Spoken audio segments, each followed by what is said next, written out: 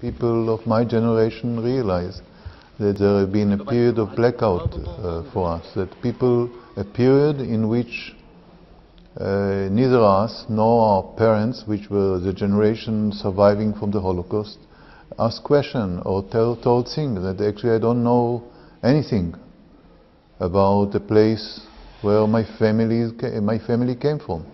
For Professor David Wallach, a scientist of molecular biology at the Weizmann Institute, rediscovering the history of Galician Jews is more than just an academic task. It's about discovering himself.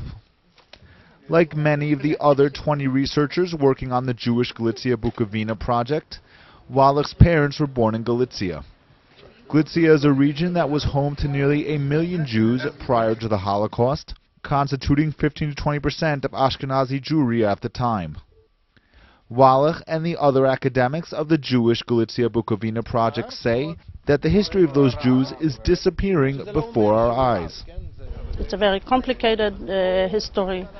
You have to know the Polish part, the Austrian system, so there are very few of us who are involved in research. It's very undeveloped. There is room for a lot to come in. If somebody wants to make a mark as a scholar, then I would say Galician Jewish history is the place. Much of Galician Jewish history was destroyed along with the community during the Holocaust, and then during the times of Soviet control of Ukraine, their history was further forgotten. In Soviet Ukraine, there was academic history of Ukraine produced. Soviet Ukraine has produced, which has 10 volumes, and none reference, not a word mentioned about Jews. They were strictly taboo. The researchers further complain of Jewish history being ignored in modern-day Ukraine. For example, a marketplace was built over an ancient Jewish cemetery in Lviv. That is why, for the past 2 years, researchers working for the group have documented cemeteries, explored ancient synagogues, and gone through hundreds of years of archives to try to recover the history of Galician Jewry to make available on their website, jewishgalicia.net. J-Post Video followed 6 researchers during their most recent visit to historic Jewish cities of Galicia.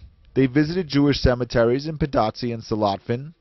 The organization has already documented the names and information written on all the tombstones in Salatvin, which range from 1665 to 1940. Kadosh, say, holy, is any Jew killed by non-Jews. Martyr. Yeah, okay, martyr is everybody killed. Why necessary to document the cemeteries? Because it's largely a last remnant of Jewish life in such places like this, and it contains a lot of information about local history, Jewish history. And so on. Rachel Manikin is an assistant professor of Jewish history at the University of Maryland, and she also admits that her fascination with Galician Jewry comes from her roots in the region. The Galicianer Yiddish is very unique. Like usually Lithuanian Jews look at their Yiddish as the Yiddish, and they look down upon the Galicianer Yiddish, which is a kind of Buriach Atu, or the way Jews pronounce here. Even their Hebrew was kind of looked by other Jews as corrupted Yiddish. For me, it was a language I spoke at home. It was the Yiddish of my mother. And Galicia is a region that is mostly part of current-day Ukraine and that used to sit between Poland and Austria. It included the renowned Jewish communities of Krakow and Lviv.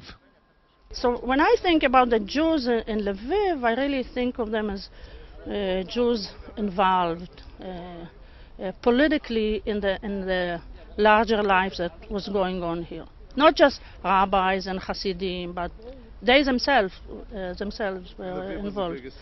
The 6 researchers also looked at ancient synagogues in the cities of Lviv and Pidaci, as well as researched the historical archives of Ukraine, where documents about Jewish Galician life are written in at least 5 different languages.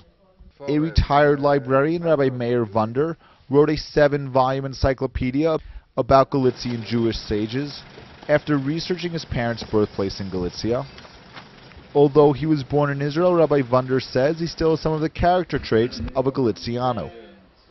They have a special nature, very friendly, very curious in knowledge, all kinds, and very smart in business and in life.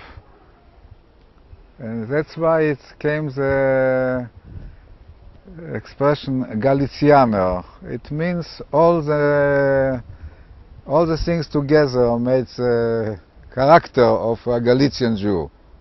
Although they both have roots in Galicia, Professor Wallach and Professor Manikin have opposite approaches to their family history. Wallach made sure to visit the birthplace of his mother and the house in which his aunt and uncle lived before being killed during the Second World War.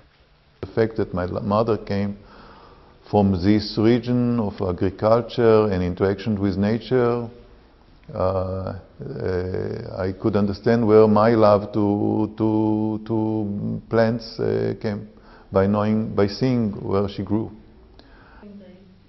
However, Professor Manikin will not investigate the birthplace of her parents, despite her many visits to the Galicia region. I have to say that I haven't looked for that part. My parents never talked about their past. I don't know a lot about their past. I don't know even names of very close relatives or yurtsites or whatever. And for me, it's almost a sacred thing. I didn't want to step on their toes. I didn't want to talk, so I didn't want to ask. And even now, it's like I have, I don't know, a sort of an inhibition, which is ridiculous. Benjamin Spear reporting for the Jerusalem Post.